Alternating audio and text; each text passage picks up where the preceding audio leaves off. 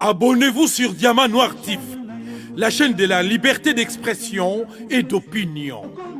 Abonnez-vous massivement. Diamant Noir TV, c'est votre chaîne.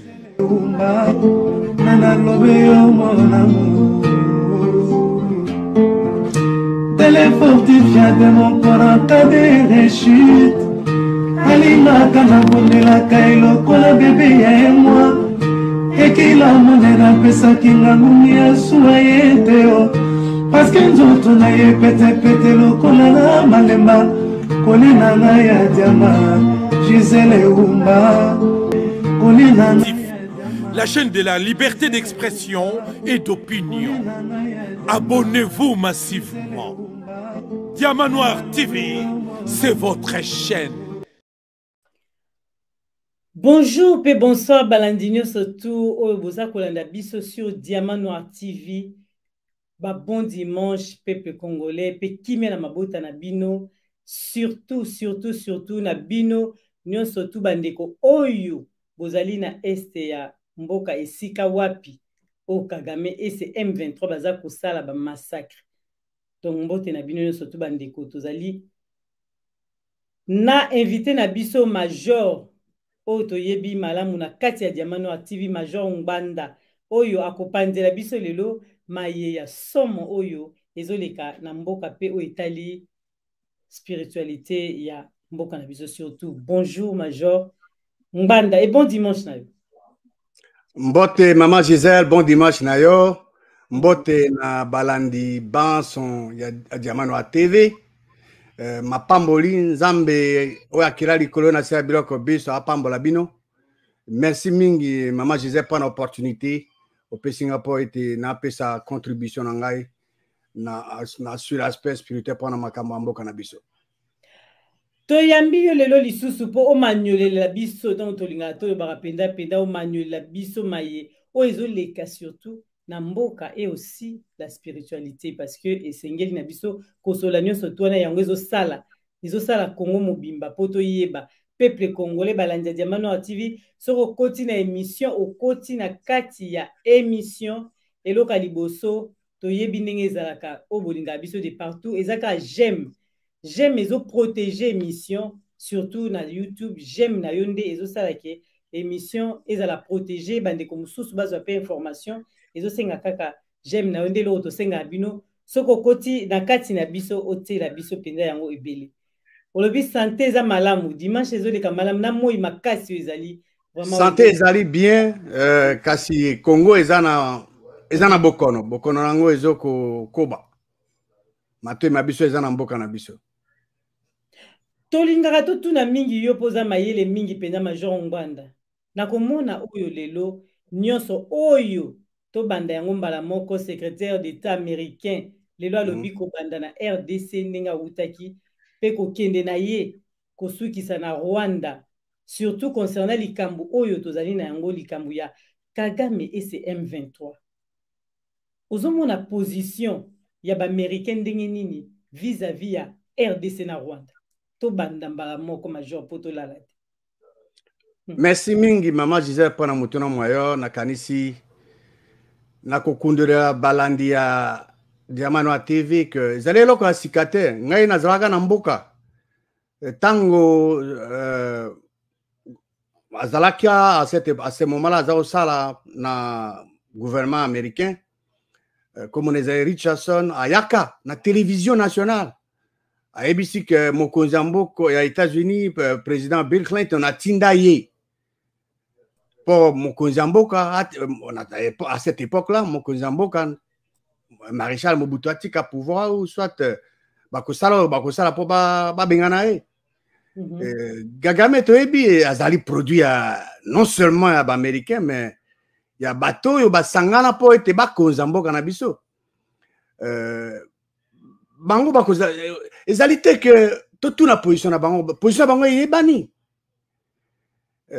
je crois nalandaki même ancien sous-secrétaire d'état américain moka aloba bi ke abi pona département d'état américain Kivu ezali déjà parti ya Rwanda nalandango ezana YouTube bato ba kende na YouTube bako kende kolanda yango Position na bango ezali claire.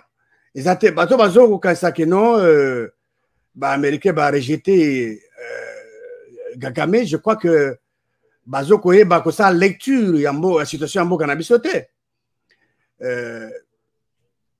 Position bango ezali claire, bango bazo soutenir ye, bazo supporter ye. Biso esengeli tout ça la eloko na sina loba déjà. Omoni na mboko oyo mama Gisèle na mboko oyo injustice ezali. Mboko oyo droit justice ya bato ezali violé. Mboka wana moto azawana yenda do dirigeant te. Ngana na obi yango te mezali lo banza mais nalingi que balandi ya diamano ba noter référence wana. Na Ecclésiaste chapitre 5 verset 7. Je répète, Ecclésiaste chapitre 5 verset 7. Non seulement pour Namboka Nabiso Congo, RDC, mais pour Namboka n'importe quel pays à Mokili. Et comme Miboy, si tu vois dans une province ou dans un pays le pauvre opprimé, et la violation du droit et de la justice ne t'en étonne point. Car un homme élevé est placé sous la surveillance d'un autre plus élevé, et au-dessus d'eux, il en est de plus élevés encore. Dernièrement, tout le monde va violer droit à maman Moko. Il y a 69 ans. C'est une violation à droit. Maman Azaka est mort, tu es belé. Journaliste, homme politique, bazokolo bapona mboka bazokanga bango. Alors so moni na mboka wana droit ya bato ezali droit na justice a violé. Moto azako kamba wana. Liloba Nzambe lobi wana Ecclésiaste 5:7 azali placé sous la surveillance d'un autre plus élevé. Ndenge Félix azali placé sous surveillance ya Kagame. Kagame payé parce que babi que bango mibale. Ye Félix na Kagame bango nyonso mibale bato bao bazali ebele kuna bazoko koza bango. C'est ça la parole de Dieu. Liloba Nzambe ezopesa eyano na nyonso. Alors Liloba Nzambe lobi na siko pona biso solution za nini na sila déjà koye kokoloba balandi ya diamano a TV biso poto kenda oboso poto se libérer. Tolonga na occupation tozonga epai ya mokeli ya likolo na o apesa biso mabele mana to compter sur mototé. La Bible dit maudit soit l'homme qui se confie dans l'homme. Ozo kamata moto lokola appui na yo moto dans le sens organisation ya monde et ça quelle que soit l'organisation, ce n'est pas une organisation quelconque ko yandele po. Et l'ongola biso na passi. Ce n'est pas un pays quelconque. Ce qui ba konzo ya mikili bazo ya ezala mokonzi ya États-Unis, il y a Angleterre, il y a France, il y a Belgique, il y a Australie, akoya. Azo na mboka na biso pona ba intérêt na yi. Ya mboka na yi. Azo te po abongisa Congo pona ba Congolais. Ce qui ba Congolais bazo kanisa ke ba Américain de ba ko ba bongisa ba mboka na bango. Il se trompe. So bazo kanisa ke ba français ne bako bongisa mboka na bako sala ngote ba français bazana mboka na bango ba américain bazana mboka na bango so ba ye na Congo c'est pour bazwa biloko za na Congo ba bongisa mboka na bango. Donc pona ngai nazo ko rappeler nde na bana mboka que on peut sa confiance et pas ya mokeli ya likolo na se na biloko biso tozwa ba action et yenge bene na liloba ya Nzambe pour s'approprier la mabele mabiso. To compter sur batoté, to compter sur mon kirali colonation apesi biso mabele, pe sur ba effort nabiso personnel. Ya ngwana na ko encourager. To compter te major to katio maloba. Parce que to compter sur batoté, to compter sur mais batongo biso to compter sur bangote. Bangonde mbazwa ko envahir biso RDC mtezo ki vers bangote. Bangonde bazwa ko tondisa mboka na biso lelo na Congo bangonyo surtout. C'est que biso tozo compter sur bango ndengeni pour biso tozo luka bango te bango de bazoya. OK. C'est bien. Alors ndesiko ende sengeli biso bana mboka tout s'organiser. Biso tout s'organiser que tout défendre mboka na biso na ba moyens sont autozana yango. Tala, maman Gisèle, population et l'équipe bombe atomique, hein?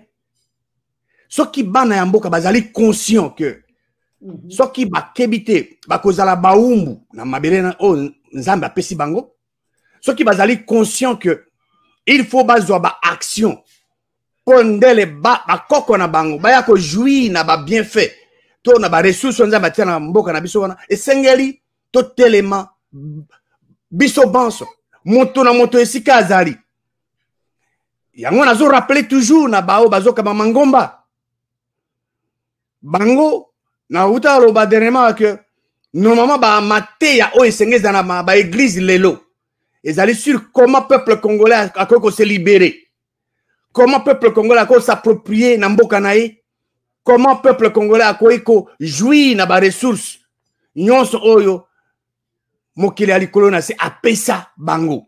Voilà eloko esenge ba konzi ya mangomba esenge basala. Alors bazo kene pe na église il faut ba rappeler yango na bandimi ba konzi na bango bazo kama bango o bateyaka bango batuna bango. Alors ceux qui ozo kene na église balobaka makambo ya Congo te, balobaka eloko nini esengo sala te po Congo ezala libéré, po peuple congolais bazala libéré. Mais pourquoi on continue kene na église nengwana luka église o bazo loba makambo mana kende pa moto azali alingi mboka na ye, moto azali lokola Moïse alingi bana Israël alingi nzambe kende pa na lingomba oyo batu ba kamia bazalo ka ba Josué. Alors pendant likambo wana to compter sur batote, to compter sur biso. Mais compter sur biso cela veut dire nous devons prendre des actions moto na moto et sika azali pour être tozala baumbu na mabele mabiso te parce que moto moko te wa ko uta libanda akoya abongisa biso Congo wana organisation moko te ekoya wana po ebongisa parce que ONU a ça plus de 20 ans hein? Mais tu as enregistré combien de morts, des millions. Alors il faut la moto zo monate po oye bateke bato yo ba yana te pona ko libérer mboka. Ce qui au moins ba force de l'ordre azoko sirisa criminalité te iningelo baba criminel bazana camp ya bato bazo sa c'est bazana service de sécurité. Voilà to compter sur mokili ya likolo na se na biloko biso sur biso moko na besoin ka ba action et yenge bene na ba principe oya lilo banzambe po to sukola mboka na biso parce que moto moko ta ko ya libanda po eti asunga biso maloba epana mama Gisèle Major Ngbanda tolingai ko sisa malobano parce que tant outi ko ba biso likambu ya oni ba fandi wana depuis bané basali elo côté na RDC kasi biso to retourna bo États-Unis wana na o lelo ba yaki bango ba yebi très bien que situation oyo tozanango situation ya RDC surtout à travers ba rapport ya bango ya ONU que Kagame ce Rwanda bangonde mutu bazali sima ya ba M23 oyo bazali komonisa peuple congolais passe. Kasi yango biso to tuna ke pa ina yo mais pourquoi lelo bango ONU bango ba américain bazo kokati ko ba ouvertement na oizali Paul Kagame abima dans l'immédiat na sol congolais pourquoi bazo kokati pakolo bango neni na uti ko ba ye Kagame yaza azo sala o bazo tinda ye tala mama Gisèle na balandia diamant noir Kagame azana usine o basaka manduki te biso pe tozana ngote ça veut dire que manduko Kagame azo sala ezo uta na bamboko yo bazo konza Congo ye ba parachute akomi wana ka par hasard te ba tie wana po accomplir mission o ba tinda ye omoni ba konzi ya biso ya Afrique ba tiraka leçon te ba utiliser ka bango boti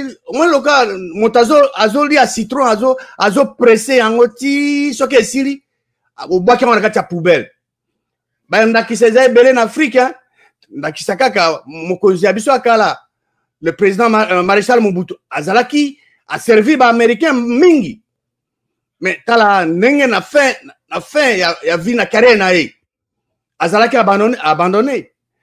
Je crois que soki moto azosala likambo yo koya koloba na ete ke tika ye azali décidé à planifier yango. Soki olingi ke moto wana azonga nsima a changer, il faut mener action contraire na oyo ya ye. Mais soki yo ozo mener action contraire na yango te, il faut exécuter plan na ye. Kagame azosala yango te parce que azali na armée moko forte, azana ba équipement plus puissant. Non, ce n'est pas ça. Kagame azana ba satellite te, azana ba drone ko ya sala kango te. Ezane biloko na bazoko collecter ba information, ba so ba pesa ye, ya zako exécuter mission ba pesier. Bakoko contredire yete pour ya zako exécuter plan ba pesier. Voilà. Donc ils allaient clair, il y a koko États-Unis, Angleterre, ba pays yon so wana mitano o bazoko konza. Ekolo na biso. Mais bango bati wana yon so Kagame azo sala ba yebi yango très bien. Mais fin de fin bako boke pe na poubelle ndengwa tango peuple congolais à côté lema. Tango bako se mobiliser comme un seul homme pour pas s'approprier mboka na bango. C'est en ce moment-là que bato bazo koza Congo bako kamatape décision pour ba ko mon peuple congolais pour ba négocier. Mais tant que on va continuer, on va toujours en avance, on va contrôler la situation. Et que c'est difficile. Il faut tout changer quand. Tout zonga na biso et pas un vrai Dieu. N'a pas principe naïf. Tout compter sur le bateau té. Yangwana na lo rappelle toujours que nyon se utili banda. Il faut tout examiner à la lumière de la parole de Dieu. Parce que la parole de Dieu est lumière pour tous avoir décision. Les États-Unis, la France, la Belgique, Canada, l'Angleterre, bah pays surtout on. Oui. Baza sima ya Kagame. Baza ko. Mais justement, yangwana na zolo ba que to compter sur moto moko aucun pays au monde, aucune organisation au monde, to compter sur oyo apesa biso mabele, pe biso moko to yokana. Pour tout s'approprier mabele na biso. Soit qui te compter sur le bateau. Soit qui te compter sur telle ou telle personne que yende moto azanango et que zala et que umela. Mais tant que tu soit qui te zali humble de reconnaître que oya pesi biso mabele azali le tout puissant. Azali na makoki ya kosala. Ayebelo kosala bateau bazo konza biso po bazala confondu. Soit aux zones qui pas naé. Résultat est que vous avez la spectaculaire. Mais tant que tu as mon que biso moko to sa na makasi na biso, toute telle personne na ko sala ngo. To bana toujours tourner au rond. Na pesa toujours ndaki sa bana Israël. Mabele zaki ya bango. Mais mabele mana zaki occupé na ba ennemi. Nzamba ebisi bango boke na ko zo mabele na pesi bino. Tango bana tosi. Ba zuba action. Ba bimaki na Égypte sans armée. Mais tant que ndimi keba kende ba s'approprier mabelo nzambe mokonzi apesaki bango nzambe mokonzi azalaki wana nzambe akeli ko na sazalaki pa sunga bango abunda pona bango ya change akate nzambe o akela liko na se il est toujours le même hier aujourd'hui éternellement il ne change pas bisoto to sala o to koki e yenge bena liloba nae délivrance amboka na biso eko salama. Délivrance amboka na biso major tozaka kolanda maloba yoza koloba puis biso tozaka kotuna motuna siko lelo biso RDC parce que lelo RDC nde tozana ba preuve nyonso tout o ezola ki sa biso que c'est les Rwandais qui tuent en RDC. Ba preuve ezali nyonso tout ezali déjà lelo na moi. Est-ce qu'il serait nécessaire lelo ya ko continuer na ba démarche diplomatique o tomoni ndenge tozomona Félix azomemela yango lelo? Merci mingi mama Gisèle na motuna moyo ezali perte ya tango. Armée ezali occupe envahi. D'accord. Bazali na contrôle na nyonso. Ozolo ba diplomatie mais bato wana bazali bango moko bazandi bazango en avance par rapport na biso. Mboka na biso tant que tozwi ba action oyo ya solo te ke armée etikala ya biso moko ba institution oyo ya biso oyo ya sécurité eza ekambama na biso moko tant que banguna ba biso bango nde bazo ko gérer ba force wana to ba unité wana ba institution wana tobosana likambo ya diplomatie tobosana yango kasi bao bazana ba service wana o bazaba na mboka bango bazana ba responsabilité hein? Parce que pour Nzambe a délivré mboka Nzambe sengi na bato ebele. Le vrai Dieu peut délivrer la RDC par la croyance d'un seul individu. Ako salango asalango déjà na kati ya liloba na ye. Mais Moïse azaki ye moko. David azaka ye moko. Par Dieu, le Créateur, peut délivrer la RDC par la croyance de deux individus. Jonathan, il y a eu une grande délivrance pendant Israël. Gédéon avec 300 personnes. Ça veut dire que bon, bazana ba service ou bazana armée, bazawapi. Ce qui bolinga kamboka wana. Bon, vous devez croire. Hein? Faut croire Nzambe mokeli. Botunae, bosolanae. Passez le temps avec lui. Ça beaucoup de kamboka nengwana te. Bozana bana. Bozana ba ndeko bazana mboka wana. Tous Nzambe atinyo sona mboka wana na mabele wana. To sengeli ko kende ko luka biloke pa bato basusu te. Alors esengeli bao bazana ba service wana bayeba que diplomatie soi-disant diplomatie wana ko bota mbuma moko te. Diplomatie ya malamu o esengeli to sala. Esengeli tozwa bambeko selon liloba ya Nzambe. Toti ya bao balingi mboka na bisiko elongo bani tozongisa bapaya na mboka na bango. Soki bazongi te. Mais toko gayi bituma ndenge parce que bazana armée bazo kipe ba position nene. Il faut bazonga na mboka na bango. Bazana mboka na bango biso tokiye na mboka na bango ko occuper yango te. Alors to tikala focaliser likolo ya mayenini sengeli to sala po mboka na biso esukwama. To s'appuyer te na diplomatie parce que et mon ani polele que mokonzi oyo azoko kamba mboka na biso lokola akoki kozongisa bapaya na mboka na bango te elingi koloba moto mosusu nde azokamba mboka na biso. Alors totika makambo ya diplomatie likambo esengeli nde peuple yimoko à se mobiliser comme un seul homme. Basaloka bana Israël basalaka pour ete ba s'approprier mabele mabango. Soki boite bakozala ba esclave na mabele ya bango moko. Alors pour ko éviter yango, tous donc n'est pas vrai Dieu. Tous copier ba principe ya liloba nae, tous ba action moto na moto esika azali pour ete banguna bazonga na mboka na bango biso moko to konza mboka na biso.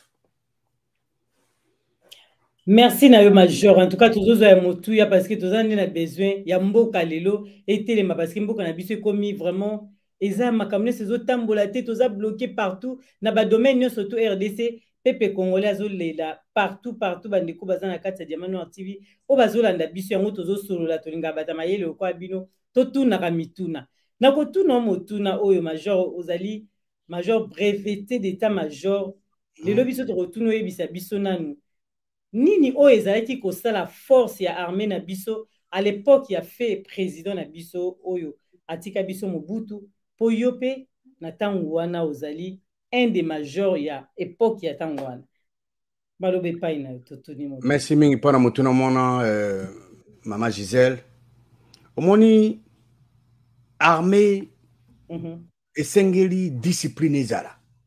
Oui. Ça c'est un discipline, il faut vraiment de rigueur. Na tango ya maréchal compétence ezalaki hein ba école ezalaki hein bana o bazaki na armée bazalaki formé à travers le monde bazalaki formé na mboka bazalaki ko bayebaki musala ya soda mais nayoki bako formé bato na école ya commandement na Kituna ezalaki basala 6 mois, basala je crois 14 mois. Mais moto aza na grade ya colonel. Mais ayebi kokoma kombo na ye te. Mais yo kopesa commandement na moto oyo. Parce que ye azali mwana mboka te. Parce que azali na aza mopaya, azali rwandais. Mais bopesi ye pete bolekisi ye, bo délibéré ye. Malgré délibération sili badaki éliminé, bo salisi sur délibération mususu po ete bato na bazwa pete ba passer. Mais moto ebe okoma kombo na ete, mais opesi grade ya major, ya colonel, ya lieutenant colonel. Akende kosala musala nini? Mais osoko opesi ba troupe, ba soda na bato baye. Mais kozala somo. Mais yangwana il faut que s'opposer na ba biloko na bango ya kosala que soi-disant armée ya Kagame baza kuna na M23 baya bakota na armée na biso. Mais baza na formation nini? Yangwana esengeli ko s'opposer catégoriquement na bato ya mixage. Te kokotsa bato nengo na kati armée po ete armée na biso ezokoma faible botao. Na tango ya maréchal armée ezalaki commandé na bato baza compétent baza na ba formation basali ba preuve na bango et discipline ezalaki de rigueur ezalo kwa lelo te tozomona pour armée kende liboso il faut formation ezala continuelle non seulement ba recrue o baza na ba base bazo ke na ba base militaire ba former bango mais ba baza déjà formé entraînement ils ont continué donc baza toujours ko maintenir ba condition physique na bango tactique baza ko sala ngo ba manœuvre militaire tango maréchal zalaki ils ont salama tozo kene na ba région mususu to yebi bamboka mususu pona nini po ba manœuvre militaire ils ont salama lelo manœuvre militaire ko salama te na tango maréchal ezate ke yo ko pona ka ke bon ngai kaka région one na ko zala ndenge to mona lelo bato banso armée rwandaise ba troupe rwandaise nyonso o bakota na Congo batona na est ba bakenda esika musute lelo nde na yoki ba musu bakomi ko kende la biso major pardon to batimo faut ça boendo zota la biso lelo. OK Merci. donc lelo na yoki bazokende partout na Gemena na Zongo na Lisala bango ba troupe rwandaise baza na Centrafrique alors biso esengeli toyeba ete maréchal a utilisé utiliser ba ressources humaines ilingo banini alinga ayeba ki nani yakozala na place boy nani yakozala na isika boy tala ba preuve ba généraux tozaki na bango mais bazalaki batoyo même ti lelo bazana bwanya wana bamusu bavandi na Kinshasa wana bazali na bwanya parce que bazalaki bayebaki musala ya soda bakomaka yo yekaka boye za soki rebelle wapi oye bapeso sokoto bapeso pete po yo kamba te okokoka te eza et ça s'apprend armée wana ezalaki na ba tête bien formée mingi baboma bango bamusu pe bazali bazana mboka wana bamusu bazali banda donc maréchal ayebaki valeur ya armée ayebaki eloko babengi utilisation ya ressources humaines comment bako utiliser bato yango wana moto oyo azwi formation ya administration militaire te yo kamati gestion ya armée au PCA mais yako apprendre na musala if azana base mon côté on est à ndakisa par exemple ezali ebele donc bokeseni bozali monene tango maréchal Mobutu azalaki centre commando ya kotakoli ezali ko fonctionner ba centre militaire ezaki mingi ba parachutiste bazaki formé continuellement mais lelo eloko moko ezali te bana mboka na tango ya maréchal ezaki te ke ba étranger nde bazo diriger armée na biso lelo oyo armée na biso ezali diriger na bapaya esengeli tozonga yo lobi ke tokozonga sima poto copier. Bon, c'est bien. Est-ce que bato bazawana bazana volonté à copier? Na moni bazana volonté wana te? Mais oui, pour tous les malamo mobu autant que ça ça matin mobu tous les autres ont besoin pour mbokeza bazo menacer biso partout. Yango tozo na to retourna major Ngwanda. Poto aussi si malobana ote diplomatie nini oyo mobutu penza abzaki ko sala vis-à-vis lelo ya banguna na biso surtout soka yo ki mwa nungu ke kuna babandi ya ko lukele ba problème bando ça diplomatie ni ya bando ça. Maréchal Mobutu azalaki un homme averti. Oyebi le bateau, il faut pas aller reconnaissant. Moto ko dirige ko exactement que so olingi o juger moto o juger ka sur base ya mabe. Te. So ki o telemi na barabara olingo mona ka mabe ya bateau. Okomona mabe ebele. So que peut monter maintenant olingi komona bien. Okomona bien. Bana ya RDC. So ki ba vani baza conscient. Otuni bang est-ce que mboka ya avancé to ezonga sima. Réponse est simple. Ngai nazalaka na époque wana. Mboka ezongi sima ya ndenge ya mabe mutoke musika. Papa abotanga na 2017 akufaki pona nini? Parce que je n'avais pas le moyen de déplacer na yakoma na kenena na côté musu ba traiter. Banzila ekufa. Mais tant maréchal Zaraki. Mais nzira wana zeko sala. Bateau, il faut pas reconnaître ba bienfait naïe. Unité nationale. Nanatiki. Ceux qui le peuple congolais bazana conscience wana bazo se mobiliser balingi mboka kabwana te mais nana inculquer ango na mayele na bango. Ezali maréchal.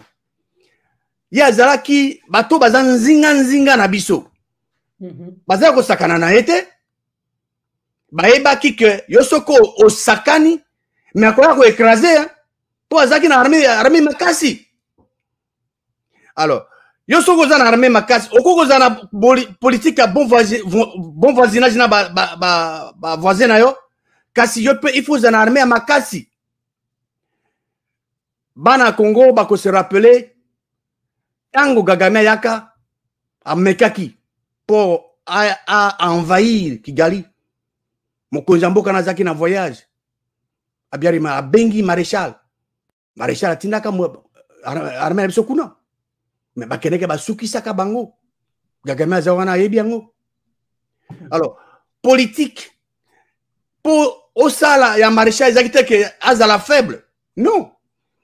Les lois tozali faible en tout. Tozo kene ba négociation na position toujours ya faiblesse. Non, je crois que banamboka bazali honnête. Bako garder en mémoire, bako loba tout haut que Mobutu Tang Azalaki, en tant que président de la République, Azalaki a autorisé à quitter que pas même 1 centimètre à Mabélé, Yamboka Nabiso, ils allaient occuper. À l'objet, on a un meeting, il en a fait mention à l'objet. Et puis, ce qu'il avait dit, il a respecté jusqu'à la mort. Mais le lot, mboka na biso ba ennemi bazokota nana ko ebisanga tango mutu te ba envahir biso ba venir na mboka na biso nani akoloba nanga ngana ko zala fier oya sali mutu yonso azaka na ba défaut na ye na ba bien na ye mais na ko rejeter te en bloc les bienfaits au maréchal Sala. Il faut mutu azala mutima ya mabe ou bien peut-être ba ennemi de ba koloba ningwana mais bano ya Congo soko kamati micro na yo okeko tambusa yango tuni bango bako se rappeler na ba bien fait au maréchal Sala. Mais eloko nini basala ba réalisation minene depuis akende inga ya Sala barrage ya inga barrage ya munene na Matadi mais ya maréchal ye muto Sala salo bazo sala palais du peuple lo bazanango bazo sangana na kati wana. Mais il y a muta sala, azala makambo belé. Mais qui n'est zaki na mboka?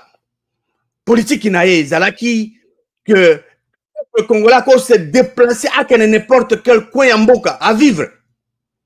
Mais le ce n'est pas le cas. Alors, je crois que ce qui bateau bazana na souci ya kobongisa mboka, soko boye bozwa bien fait, bozwa makambo ya malamu administration passé basala ki popo salela ngo, mais soki kaka boye nyonso sala ki ezaki ezamabe yangona bato zo échouer. Maloba pa na maman Gisèle.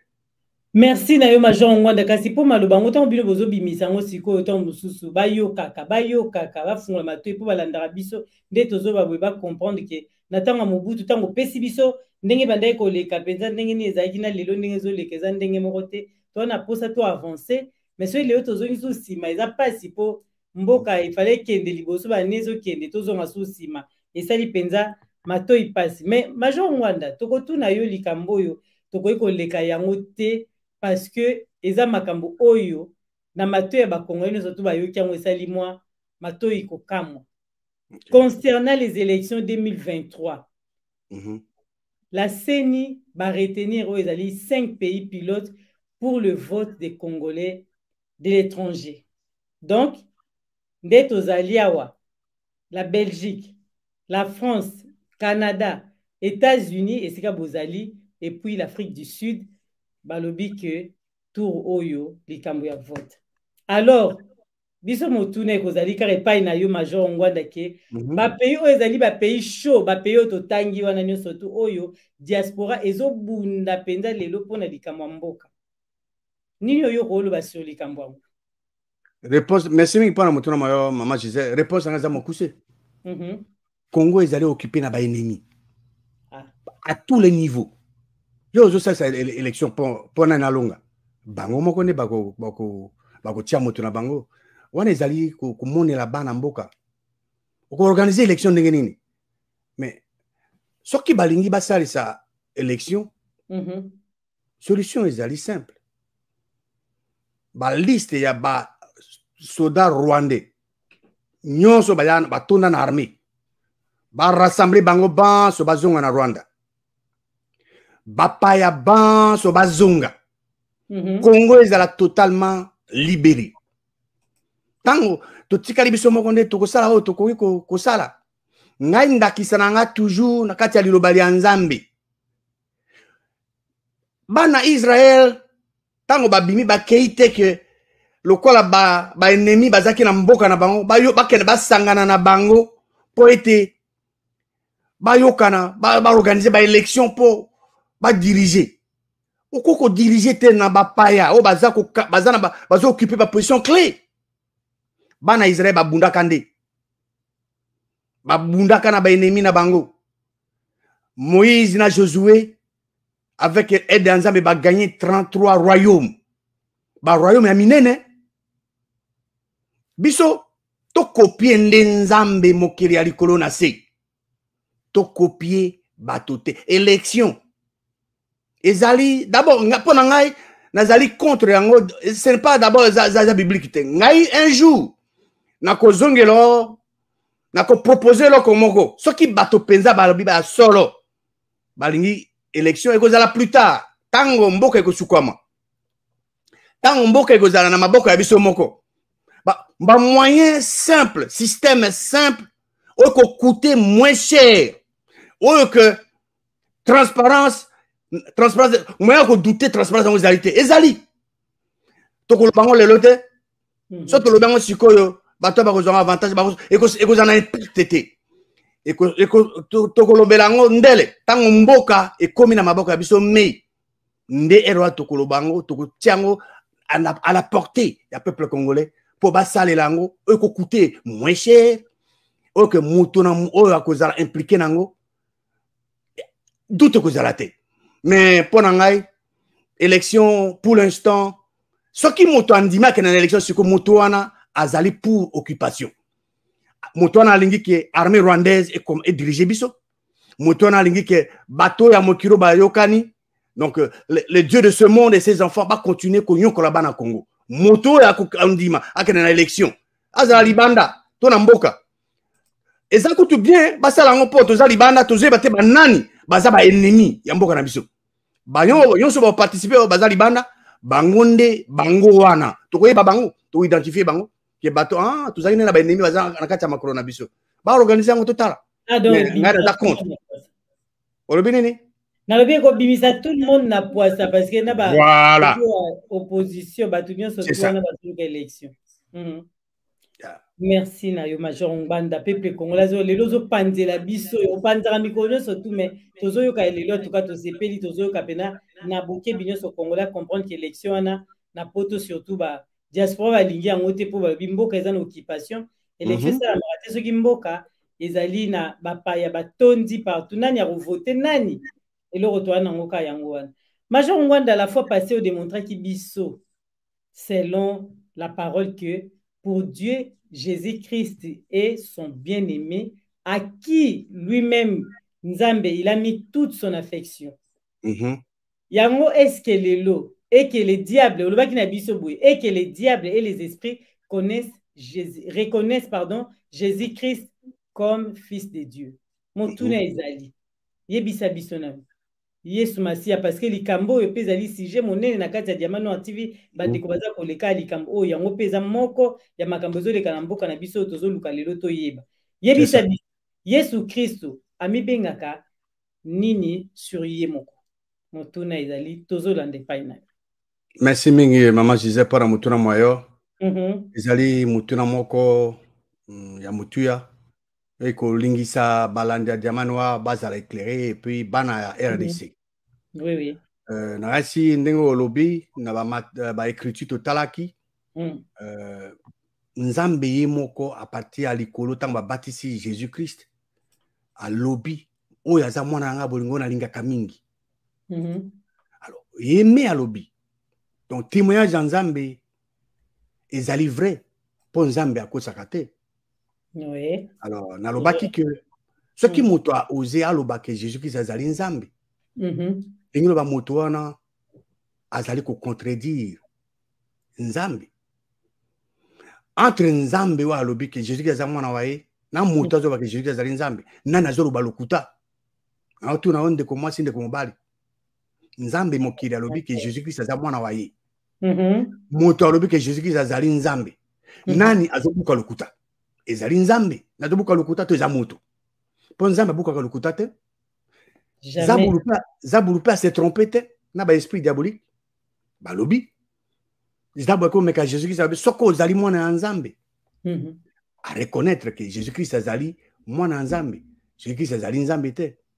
Alors sikoyo mutuna na yo Jésus-Christ ami na kati ya loba Nzambe alobi nini concernant ye moko ezali mutuna ya mutuya parce que tant que découvrir selon liloba Nzambe ye moko Jésus-Christ alobi et ko permettre na bana mboka bazala fixé bayeba que bokese bonene bozali kati na Nzambe akela likolo na se biloko biso na mwana wa ye Jésus-Christ.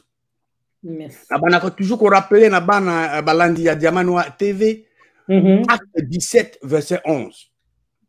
Acte 17 verset 11 ba juif wana abere bazwaka liloba Nzambe na lombango tango apôtre Paul atei bango bazwaka liloba na lombango mais bazosala eloko moko bazaki ko examiner makomi chaque jour po bayeba ete eloko s'assurer que eloko Paul azoloba ezaki mokano ya Nzambe yango na yebisaka toujours balandi ya Diamant Noir TV pe na bana mboka que soki moto atelemi aye aloba na yo liloba ya Nzambe azwi Biblia yo pe zwa Biblia oyo azoloba examiner yango zala sûr et que ezali mokano ya Nzambe ezali te oyo ezokutana mayele mayi. C'est très important parce que liloba Nzambe ezali bomoi. Ne jamais être intimidé par qui que ce soit mais o examiner makomi o vérifier o tala soso ki makambo moto azoloba eza ya solo. Jésus-Christ azali mwana ya Nzambe. Tokomona témoignage na ye moko. Ye moko aloba. Jésus-Christ a à l'âge à 12 ans. Na âge à 12 ans, ayebaki déjà que aza mwana Nzambe. Bakena Jérusalem na ba parents na ye, donc maman na ye, na Joseph. Tant bazo zonga Marie na Joseph bazo kasake Jésus azali na groupe na bango banango bazo tambola to na ba famille kuna sima. Nzokande ya tikala kine na Jérusalem. Tokotanga na Luc chapitre 2. Luc chapitre 2 verset 45 et le Bible. Tango ba moni Jésus-Christ ba moni était pardon ba zongi na Jérusalem pendant ko lukai verset 46. Après 3 jours, akuti Jésus na kati ya temple. Avani na katikati ya ba docteur. Azoyoka bango pa azoto na bango mituna. Bato banso baza koyoka bazalaki frappé na maere ya Jésus-Christ pe na ba réponse na ye. Tango ba parents ba boti ba moni ye. Ba kamwe. Et maman ne alobi na bi mwana nanga. Pona nini yo sali boye, o sali biso boye. Tala tata na yo nanga. Tozuluka yo. Oka eyano ya Jésus-Christ à l'âge de 12 ans. Na maman waye. Verset 49 et à Luc chapitre 2. Il leur dit, pourquoi me cherchez-vous? Ne saviez-vous pas qu'il faut que je m'occupe des affaires de mon père à l'âge de 12 ans?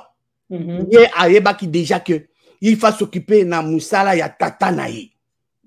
Tata na ye nan. Tata na nzambe wa kila likolo na se. Mais le bazama veut que ba parents na ba comprendre que tanga zoloba. Marie. Ba ke na ye na Nazareth. Verset 51. Et il leur était soumis. Jésus-Christ a dit soumis na baboti na ye. Nzambe a se soumettre na nani. Non, Jésus-Christ était soumis à ses parents. Sa mère gardait toutes ces choses dans son cœur.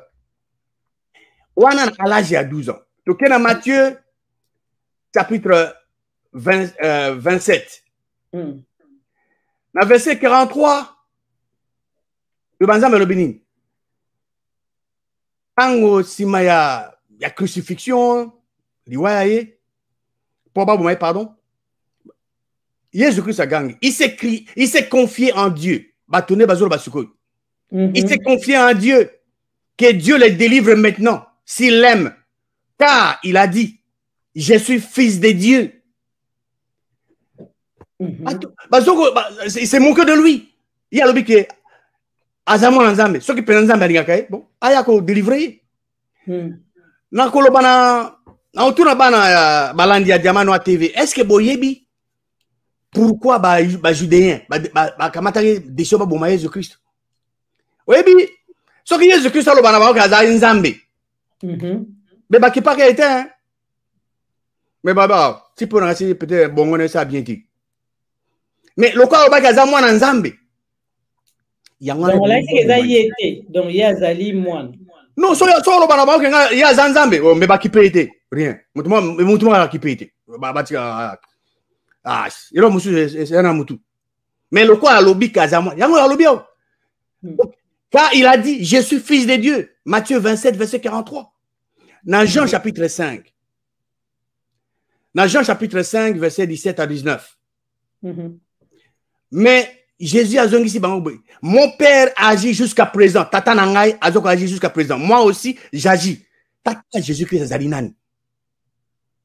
Mais tout le monde de moi si. De comment ba lozo la nanga bazo koma wana bazo koma Jésus-Christ azali nani nzambe akeli corona se verset 18 na tina wana ba yuda bazo luka poete ba luki so pe ba bomaye parce que lui azamwa na nzambe non seulement parce qu'il violait le sabbat mais parce qu'il appelait Dieu son propre père se faisant lui-même égal à Dieu.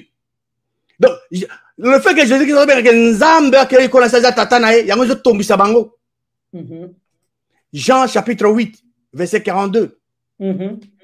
Jésus leur dit, si Dieu était votre père, vous m'aimeriez.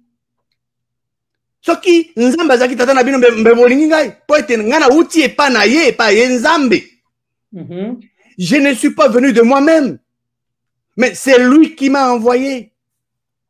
Nani atinda Jésus-Christ. Ezali Nzambe akela likolo na se. Jésus-Christ a décidé kateka ya yemoko.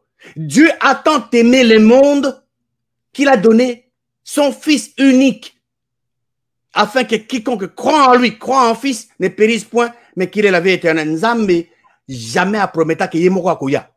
Nzambe alaka ete, babi Nzambe alingi mokili mais atindi nde mwana wa ese moko. Voilà. Dans Jean chapitre, toujours dans le chapitre 8, dans verset 54, Jésus-Christ a dit, si je me glorifie moi-même, ma gloire n'est rien. C'est mon Père qui me glorifie. Tata nanganda zoko kumisanga. Tata Jésus-Christ azali nani. Izali Nzambe. Wa keli likolo na se na biloko binso. Izali ye. Verset 55. Il y a le bien ba yebi tata na ete. Mais ye Jésus-Christ a yebi tata na ye. Très bien. Alors, biso tout landa oh Jésus-Christ azolo wa concernant témoignage na yemoko parce que dans Matthieu 16, la réponse, il y a Simon-Pierre dans la question à Jésus-Christ. Matthieu 16, verset 16 à 17. Simon-Pierre a zongisi et a noé pas à Jésus. Parce que Jésus-Christ a tourné bango, yé azanan.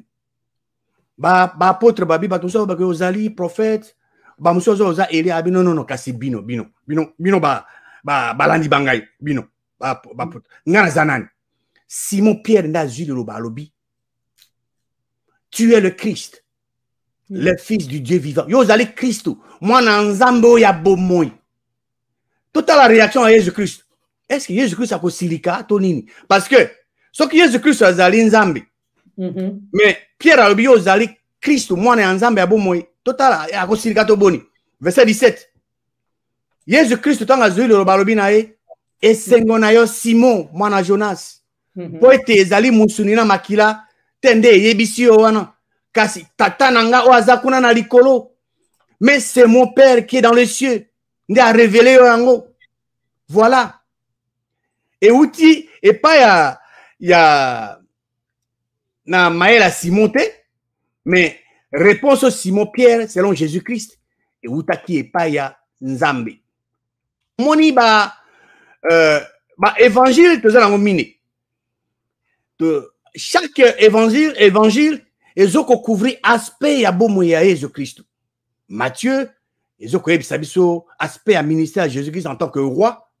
Marc ils ont aspect à ministère à Jésus-Christ en tant que serviteur. Luc ils ont aspect à ministère à Jésus-Christ le fils de l'homme.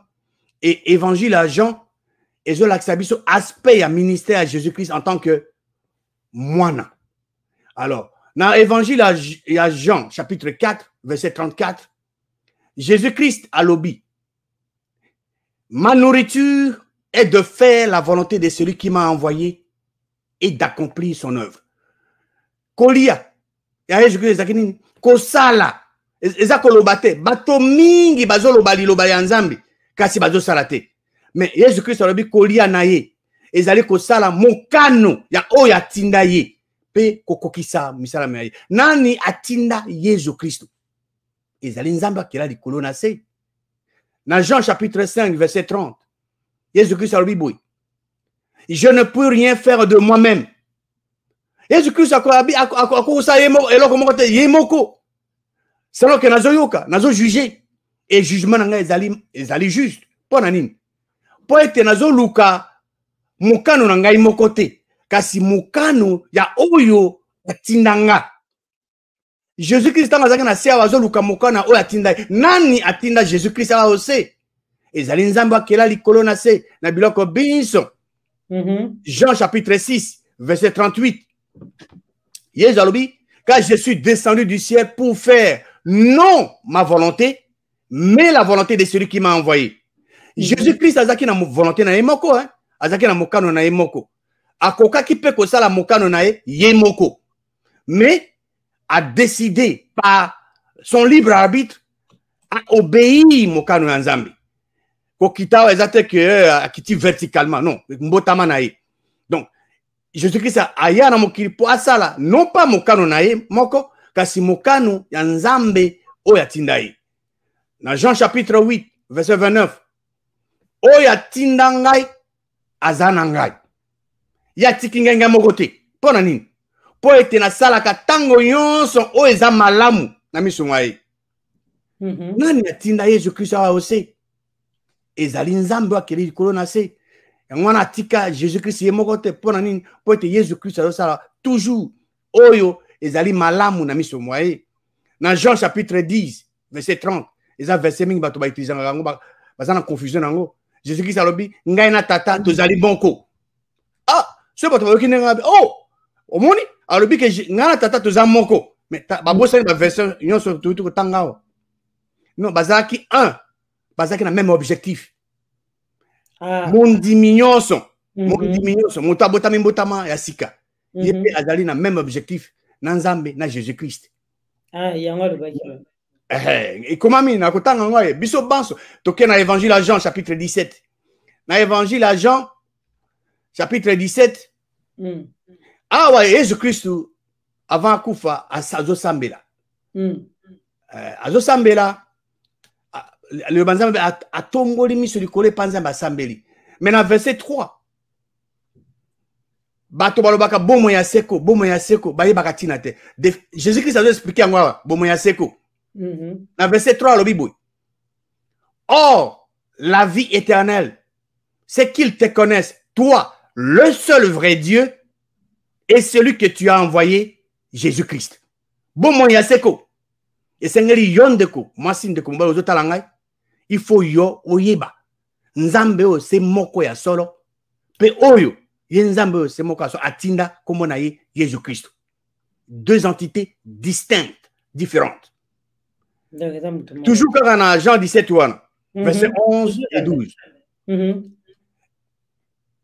Jésus a deux sambela. Abi, je ne suis plus dans ce monde. Nazasu na mokilote. Kasi bango bazana mokilao. Nga nazo ke ne pas na yo. Tata Elimu. Père Saint. Tata est saint, pardon. Alors, garde en ton nom ceux que tu m'as envoyés, afin qu'ils soient un, comme nous. Voilà. Nzambe a gardé bango pote. Bazala comment? Un. Bazala moko lokola bango bazali. Nzambe bazali. Verset 12. Tango nazaki na bango na mokili. Nga na bomba ki bango na kombo na yo. J'ai gardé ceux que tu m'as donné. Et aucun d'eux ne s'est perdu. Sinon le fils de perdition, afin que l'écriture fût accomplie. C'est quoi on a verset 18. Comme tu m'as envoyé dans le monde, je les ai aussi envoyés dans le monde. Verset 19. Et je me sanctifie moi-même pour eux, afin qu'eux aussi soient sanctifiés par la vérité. Verset 20. Ce n'est pas pour eux seulement que je prie, mais encore pour ceux qui croiront en moi par leur parole, afin que tout soit un.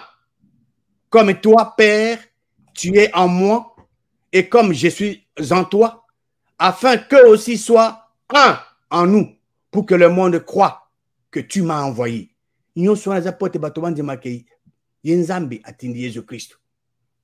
Verset 22. Je leur ai donné la gloire que tu m'as donnée, afin qu'ils soient un, comme nous sommes un. Alors, la parole de Dieu est allée claire. Nous allons un, un objectif, un même objectif, dans Nzambe, dans Jésus-Christ. Mais c'est que Jésus-Christ a zali Nzambe. Dans Jean chapitre 12, tout le temps verset 49 et 50.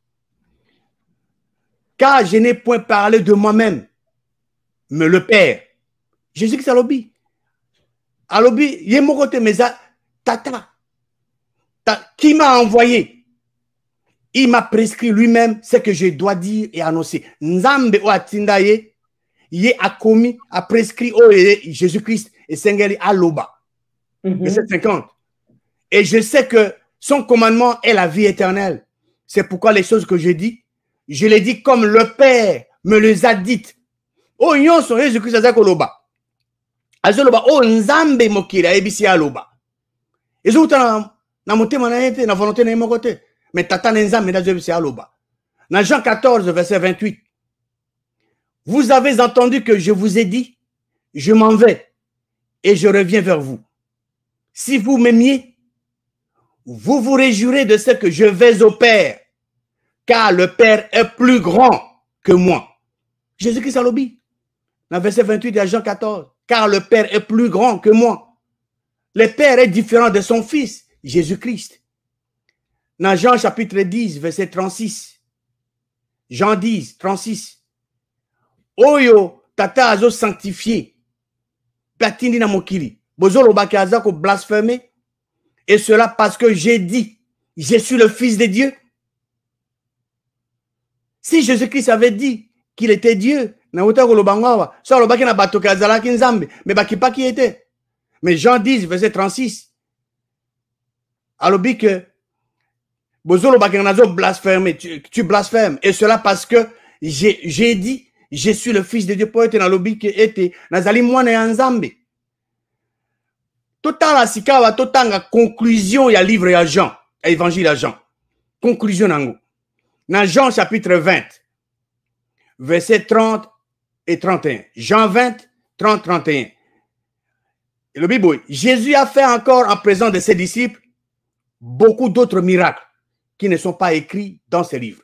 Jésus-Christ, à ça, makamusi ndenge na ndenge. Nyonso wana et komama na bukute. Mais verset 31. Mais ces choses ont été écrites afin que, indique quoi? Indique le but pour lequel ces choses ont été écrites. Mais ces choses ont été écrites afin que vous croyiez que Jésus-Christ est Dieu. Non, c'est pas ce qui est écrit.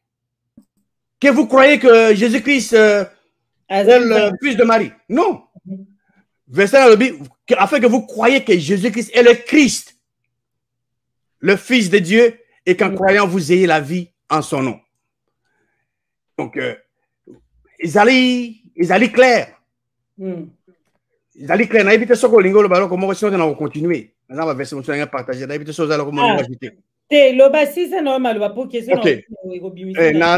Dans Marc, chapitre 10, verset 17. Comme Jésus se mettait en chemin, un homme accourut et se jetant à genoux devant lui, alors bon maître, lui demanda-t-il, que dois-je faire pour hériter la vie éternelle? Moto yotan aye akimi aye a fukami ya zoba Jésus-Christ que azali bon maître mulakisi malam. Verset 18. Il y a Marc 10. Jésus a l'obinaye, pourquoi m'appelles-tu bon? Il n'y a de bon que Dieu seul. Nzambe seye mokonde yazali bon. Jésus-Christ a zoloba. Ngana komi beaucoup de temps. Oh, ils allaient Biblia. Zamba auteur. Jésus-Christ est le sujet de la parole. Il n'y a de bon que Dieu seul. Voilà Jésus-Christ a l'obi. Dans Luc, chapitre 18, versets 18 et 19.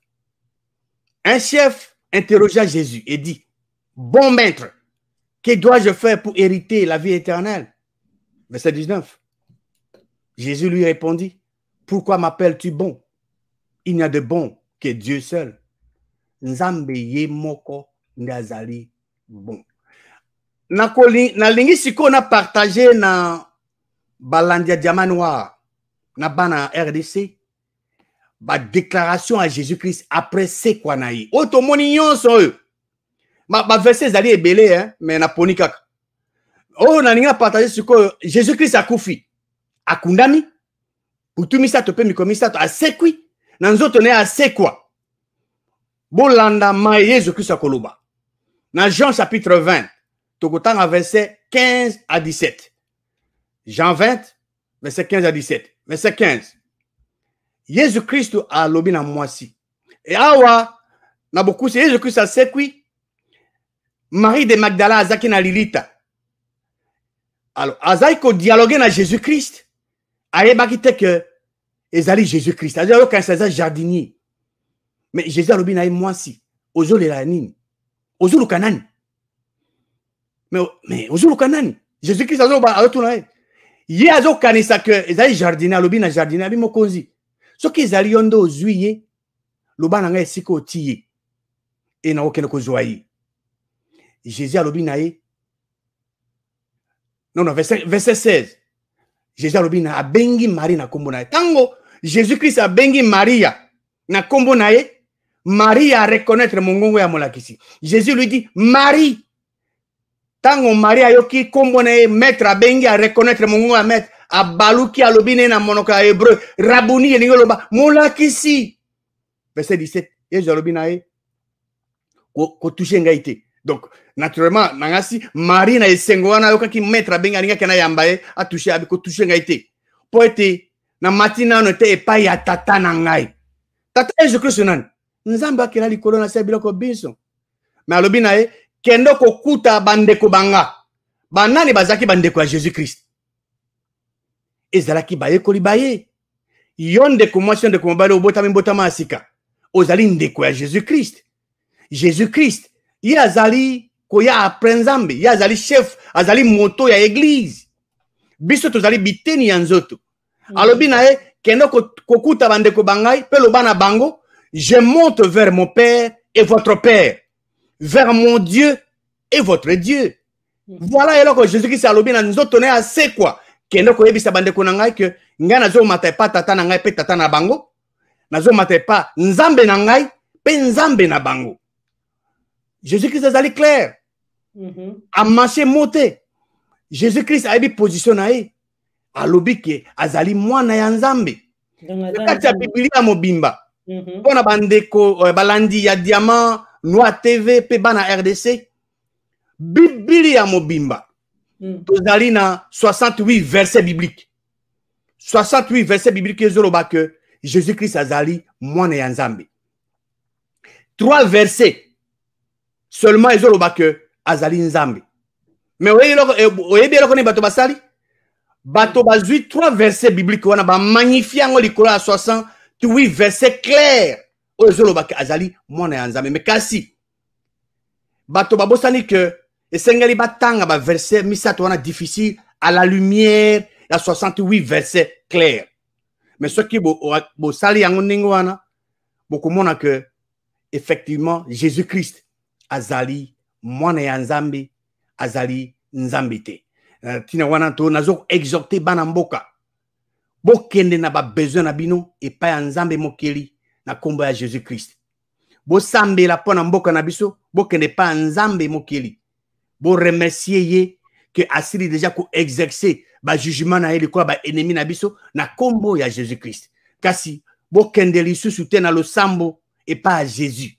Bobo sanate na sena yebisi bino, il y a un esprit diabolique appelé Jésus au bateau bazo kumisa ebele à travers le monde. Mais boke ne pas na bino pas nzambe mokeli na kombo ya Jésus-Christ. Maloba pa na yo mama Gisèle. Totika ki olo bango penda pour to comprendre makambo oyo po eza yango eza kosala ma débat bisika nyonso tout ba congolais baza un peu perdu. Yesu Masi azanzambe ba msu balobi Yesu azanzambe taza mais to yo kita ngopesi biso na ba verset to landi batamayele ya Diamant Noir TV na moni ndeko moko alobi ke Jésus-Christ est bel et bien Dieu le créateur. Biso to retourna motuna to zuka ya ndeko pa ba komi belé mais biso to zuwana. Soki lelo Yesu Masi azanzambe ye moko na ndenge ndeko akomi. Siko Yesu Masi asambelaka tango asambelaka pa nani. Soki ye mo azanzambe. Siko tango azosambela asambela pa nani. Motune pa ina genre. Ma Gisèle en tout cas vous avez matata hein. Question wana eza à propos. On dit que question wana est juste pour la mutuna mutuana. Oui. Bon, ce qui Jésus-Christ azalaki nzambe. Ye aza osambela nani. Na Luc chapitre 18 verset 1, Jésus-Christ a ebisaki parabole moko na baye kolibaye alobi na bango. Il faut toujours basambela. Aebisi bango ba se relâcher te. Jésus-Christ a baki importance à le sambo. Le sambo ezali nini? Le sambo ezali ozoko kende pa oyo azana bokasi po asalisa yo. Oui. Biso bandi. Voilà. Yo oyebi ke yo okokate na makasi na yo, mais oyo aleki yo ndoko bondela ye po asala oyo ozangi. Osenga, oui. Na Matthieu chapitre 6, tokomona wa ke Jésus-Christ a baki importance à le sambo. Yepe ateyaki yango na baye kolibaye. Na Matthieu 6 verset 9. Jésus-Christ alobi boy azola ki sabaye kolibaye ndeko atuni mutuna wana alanda. Et à vérifier, à comment verset à vérifier. Matthieu 6, verset 9. Voici comment vous devez prier. Tata nabiso azali kolo. Jésus-Christ a dit, notre Père qui est aux cieux. Notre. Et nous, Jésus-Christ, n'a pas yé bazana kat inclus. Yena bango, tata nabiso azali kolo. Que ton nom soit sanctifié. Jésus-Christ azote abaye kolibaye. Prière na bango ba kenango et pas nani. Asenga jamais abaye kolibaye ba adresser prière na bango et pas na Jésus. Yango na kamwaka. Na tuna déjà na balandi ya Diamant Noir TV. Banda Adamu na Eva. Ba prophète. Na loka mokolo moko te ba osamba Jésus-Christ hein. Mais tala ba makamu ici baza osala. Mais pourquoi brusquement bato ba changer ba bosani na bango nzambe? Wa ke dikolanse ba ke pa mona nae. Nani atei bango ningwana nzambe? Te nzamba te ningwana te. Est-ce que Jésus-Christ atei bango? Non. Mais ce qui nzambe atei te. Ce qui Jésus-Christ atei bato basambele ete. Et où tu vas? Et où tu pas munguna nzambe? Munguna ngoko nani? Zabulu. Zabulu ye alingaka azwa bakumise lokola nzambe ya solo. Alors, ce qui a parvenu kozwa adoration wanate, ye akolinga adoration qui n'est pas ya moto mususu et pas eloko mususu, to et pas nyama. C'est ce qu'il fait. Jésus-Christ n'a jamais enseigné à ses disciples de lui adresser leur prière, mais plutôt au Père qui est aux cieux. Tokena Luc, chapitre 11. Verset 1 et 2. Jésus-Christ a sambela un jour. Na esika mokobu. Tango ya sirisi. Moko ya baye kolibaya lobina mokonzi. Te ya biso lolenge ya kosambela ndenge Jean ateyaka baye kolibayi. Verset 2. Jésus-Christ a lobina bango. Quand vous priez, dites loba, tata, que ton nom soit sanctifié, que ton règne vienne. Jésus-Christ a lobité que non. Moi so ringo sambela. Yaka epena benganga te. Jésus-Christ a lobi tata, le Père. Qui est le Père? Et c'est Dieu le Créateur, le Père de Jésus-Christ. Et notre Père est le Père de croyants. Dans Marc chapitre 1, verset 35. Il dit que vers le matin, pendant qu'il faisait encore très sombre, Jésus-Christ, se leva et sortit pour aller dans un lieu désert où il pria. Nzambe asambe la gâte, Nzambe asambe la nan. Batone bakendeke pa Nzambe na ba besoin na bango. Jésus-Christ azalaki moto, abotamaka. Bakangae, babetae, akufa. Nzambe nde asekuse na bawa. Na Luc chapitre 6, verset 12. Na lingi kendeko atuni mutuna wana. Atanga awa très bien. Luc 6, 12. En ce temps-là, Jésus se rendit sur la montagne pour prier. Et il passa toute la nuit à prier Dieu. Jésus-Christ, a kenangomba, pana sambela. Lilo banzambe lobinini. A passé butu mobimba na bosambela kanani nzambe. Jésus-Christ, il faut ndeko atuni mutu na ba nzambe asambela kate. Mais Jésus-Christ aza ko adresser prière nae et pas ya nzambe. Entre Jésus-Christ on a passé toute la nuit a ko sambela nzambe. Na mutu o azoko adresser prière pas Jésus-Christ. Nani azana kata confusion. Jésus-Christ a passé toute la nuit à adresser prière n'est pas Nzambe mokeli. Siko yo otiki Nzambe mokeli ou ala kisibino ke bokele pa na yo ke na prière pa na ye. Nani azana kata confusion. Ezali Jésus-Christ, to ezali yo. Réponse ezali claire. Jésus-Christ a ebi ki fa ke na prière pa Nzambe. Yango atei baye ko ba ke ne pa Nzambe.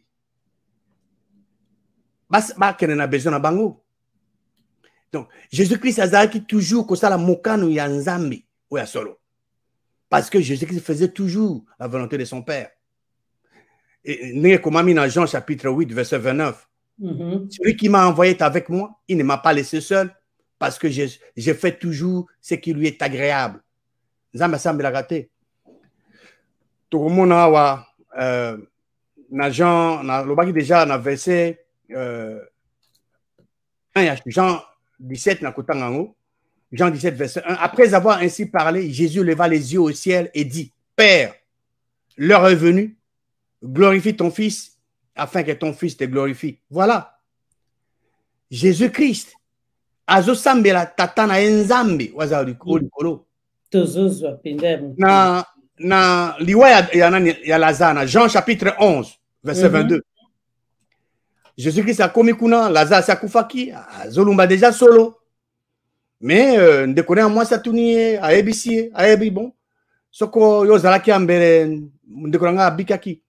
Totanga to bana verset 22. Mais maintenant même, je sais que tout ce que tu demanderas à Dieu, Dieu te l'accordera. Moni. Ndeko Lazare bike yonso Jésus Christ a senga na nzambe, nzambe akopesa yango. Verset 27. Elle lui dit, oui Seigneur, je crois que tu es le Christ, le Fils de Dieu qui devait venir dans le monde. Andimi, nandimi, nandimi kozali Christo, mwana ya nzambe senga na mokili. Alors Jésus-Christ a lui balongola libanga, likwa libita ya Lazare balongoli yango, et Jésus-Christ a tomboli miso likolo alobi, Papa, Père, nazotondo botondi po ete yo o exaucenga. Père, je te rends grâce de ce que tu m'as exaucé. Jésus-Christ a adressé prenez pas nan et pas nzambe mokeli. Voilà. Jésus-Christ a adressé prière et pas tatane wa tindaki. Dans Matthieu 26, tokomona wa Jésus-Christ a ba kangé po ba livrer ba bomayi. Jésus-Christ a zaki ba ekolibaye misato po ba kende. Alors, à côté, à ça, Matthieu 26, verset 39.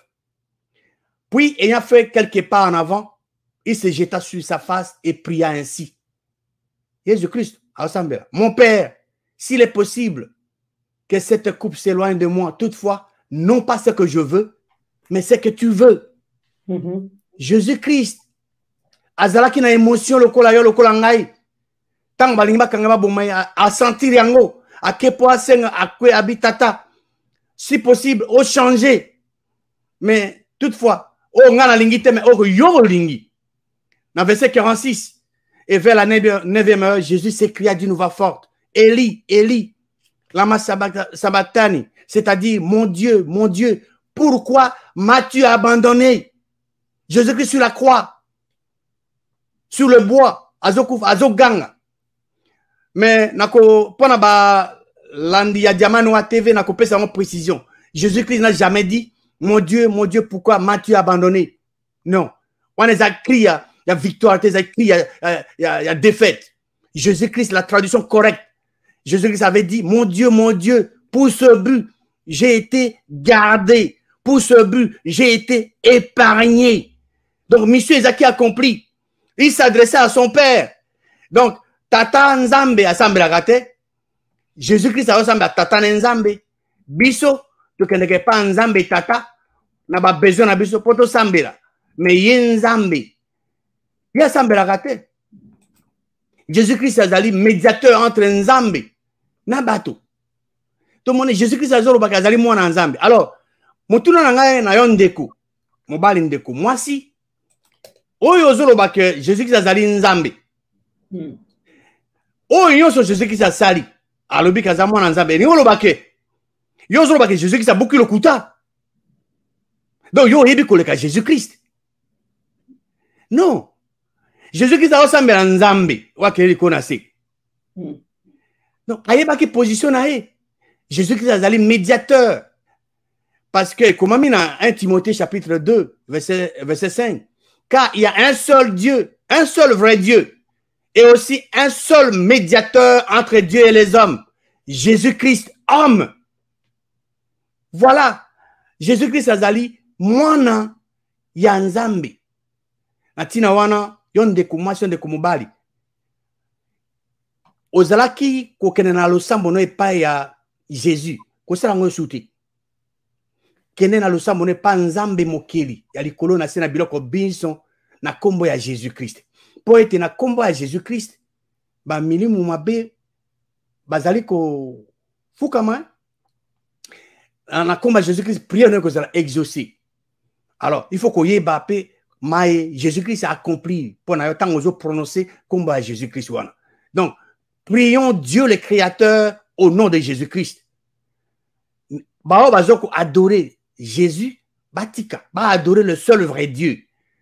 Voilà donc, Maman Gisèle, n'a beaucoup c'est maïna kwa koloba, pour être, landia diamana ba été Jésus-Christ yemoko, aloba moko, alobite kazalinza me mazali mwana ya nzambi, na ba makomi oto komona. Maloba epana yo. Wow, tozwi ya motuya nazomona na ba commentaire bandeko eza ko chauffer pende ya kokoma. Vraiment nalinga ba la Diamant Noir TV. Ba commentaire mususu c'est bien de bozo koma na chat mais ba commentaire mususu ezara soki émission esili. Vraiment pour ba commentaire na bino etika la kali susu koleka. Et sengaka bokoma na se émission. Après description émission na se wana ezara malambo po Major Tito Ngbanda amona. Vraiment batu ba kumisi yo lelo Major bazo sepela po c'est que na RDC tozo sambela bato bazo sambela na confusion yango tozo mwa lelo ba blocage eza partout na mboka na biso nyonso eza ya ko bloquer po olobi na biso ke bato basambela ka Yesu te lo basambela ka Nzambe na nzela ya Yesu mote ke confusion ba pasteur be ba te ya bongo te toyebi te biso tozo bakaka ke tango yozo te ya biso toyoki na oyo pesi biso lelo surtout maramba motu ya po lobi su po na kote ya o etali mboka mais po na to kende ngonga izaka toujours ngonga na kati ya Diamant Noir TV. Major Ngwanda o pepe Congolais Zolando na poko na lelo penza surtout na situation toza na ngona mboka na biso na nyoso oyo lobi intérêt ya pepe congolais na kati wana ezali penza nini. Merci mingi Maman Gisèle na mutuna moyo.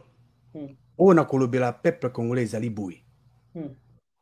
Biso to bosana ba pays nyonso to ya mokili. To bosana ba organisation nyonso. To compter bobele na nzambe mokili ya likolo na se na biloko biso o apesa biso mabili wana ya RDC pe likolo ya bokasi na biso moko et bolemba te bana ya RDC chaque jour soko kanisi mboka situation ya mboka zwa ata 1 minute kende pa nzambe mokili prière mokuse lobaka nzambe mokili na remercier yo poete aussi déjà ko exercer ba jugement na yo likolo ya ba ennemi ya RDC pe ya peuple congolais na kombo ya Yesu Christ. Et si prière ezalaka te ba komango na papier po tanga ka ezabo te prière eza o yo yebi eyenge bena liloba nzambe po lobi chaque jour nazoko bondela bino bo partager yango ba émission ya boye ozana Kinshasa ozali wapi ozana accès ke ba faire passer na télévision bato ba profiter na yango sambela pona mboka nzambe a exercer ba jugement na ye likolo ya ba ennemi ya RDC ya ba mi binyos na komba Jésus Christ nzambe azali fidèle et juste pona kosala makambo minene prière ezali na puissance mais siko il faut yeba sikane ozokende yango nazoko insister ko kende pa nzambe mokeli na komba Jésus Christ tango tokosala yango makambo mingi makobongana na mboka na biso. Merci beaucoup Major tozwi ya motu ya na poko na lelo bandeko barozwa yo baroluka yo ka tant toloba toujours na côté ya suka émission baya et pa iwapi oyo yo continue toujours koloba po a na Diamant Noir TV po na lelo to tele mama muki. Ba lingaka maté en français ba ko kene na que dit la parole de Dieu. Que dit la parole de Dieu. Bako kende kuna matea ezakuna ebele bako tika pe ba question mususu pona ngai bao balingi ba matea na lingala bako kende na puissance pour la vie de notre nation. Puissance pour la vie de notre nation. Bako kende kuna matea mazakuna ebele na lingala po ba landango pe bako kotikira ngai pe ba question kuna.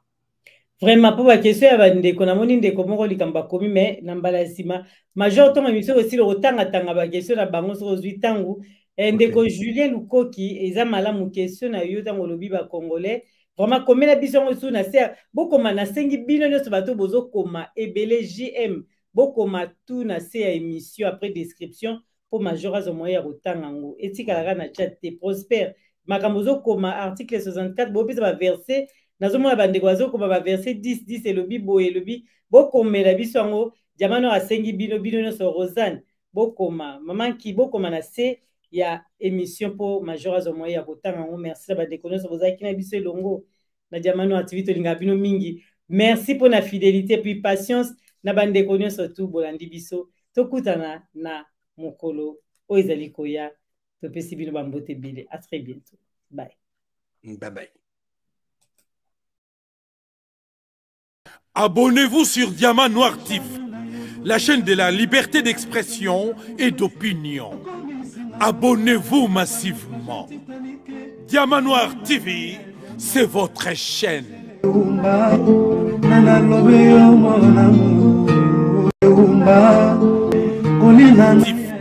La chaîne de la liberté d'expression et d'opinion. Abonnez-vous massivement.